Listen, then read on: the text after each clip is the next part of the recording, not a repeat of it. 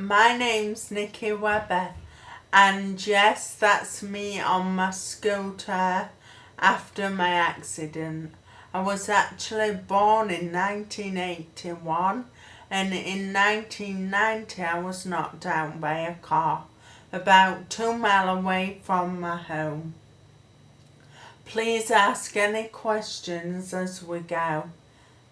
This is a slight introduction to me. This is me 2 weeks before my car crash. This is me 2 weeks after I woke up from my coma. This is me looking good on a night before I went out with my friends. This is me in 2007 when I actually achieved getting to the top of the pit tower in Harworth, which is where my dad worked and which it was built the year I was knocked down, 1990. So I conquered my castle.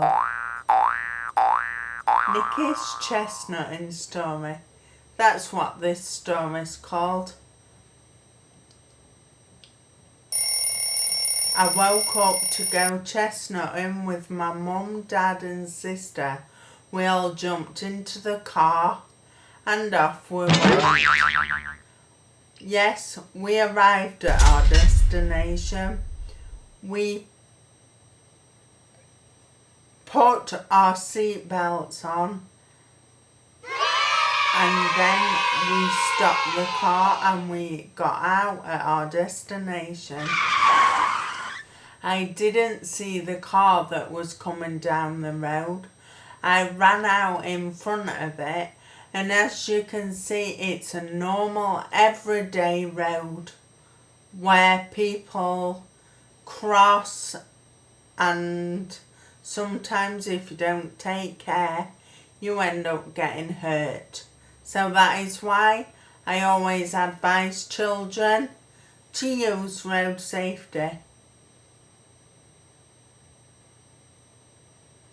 This is me in my coma, which brings back lots of sad memories because I was just laid there.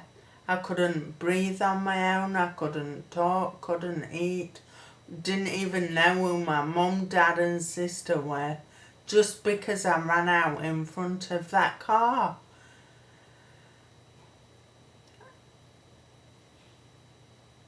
My journey began.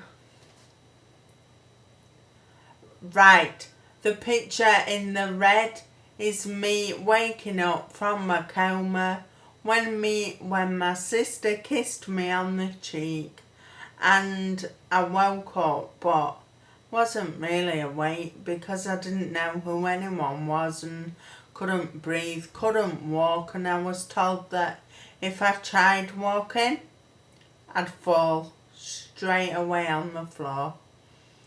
And then the middle one at the top, the blue one, is me kind of fast asleep in my coma. And yes, as you can see, I was pretty lifeless.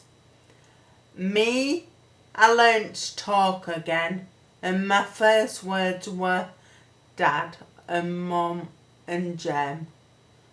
You know? Mum, Jem and Dad. So that is me on the right hand side with my mum when we did a road safety campaign, telling people how to cross the road, letting people know what I was doing to help children learn how to cross the road safely, because if they make a mistake, that's it. Imagine being told you will never walk again.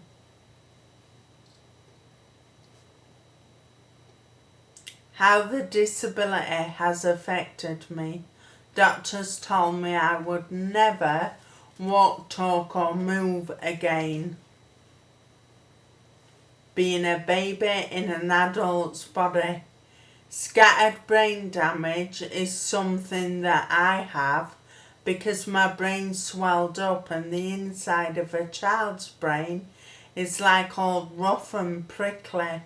So that's why I've got scattered brain damage and many problems, because my brain swelled, and the main part of my brain which was damaged was the cerebellum, and this controls balance, coordination, speech, sight, decision making skills, and many other skills that we all take for granted each and every day. The jigsaw. Brain damage to me is like a jigsaw with missing pieces. I know the direction I want to go, but cannot connect the pathways to do it. Drawing a picture without a pencil is like having brain damage. Let me explain. I don't have the right tools for the jobs. So if I want to kind of do some writing, I can't physically write, so I have to write with my mouth, or I have to get people to write what I want writing on paper, and it's kind of strange sometimes. But, you know, you cope with it. So coping strategies through using other people's skills is a good way of me achieving my goals and my targets. And yes, thank God, a lot of my carers are good at putting makeup on. That is why I look a gem, you know. But hey ho. My achievements: taking my first step for the second time and actually remembering doing this. Moving into my bungalow, being able to live on my own was brilliant. Achieving my A-levels in media at college. Going up the Pit Tower, and then that night going to the ITV studios to celebrate the 18th anniversary of me being knocked down. Because I thought it was a point which I had to mark and celebrate. Organising road safety party and events is another thing that I do and I love doing, so that kids can learn. Getting my own website and radio show is kind of one of the most embracing things I've done, I should think. But you'll have to check it out at www.nickyweber.co.uk. Okay, so please do have a look. Without the police's support, I wouldn't have sort of climbed the tower and reached my goals and my dreams. So thank you so much for supporting me. So now I'm going to show you 5 simple steps to crossing the road. Stop. Look. Listen. Think. Live. Yes, we all have to do this before we cross the road. Okay, so that's brilliant.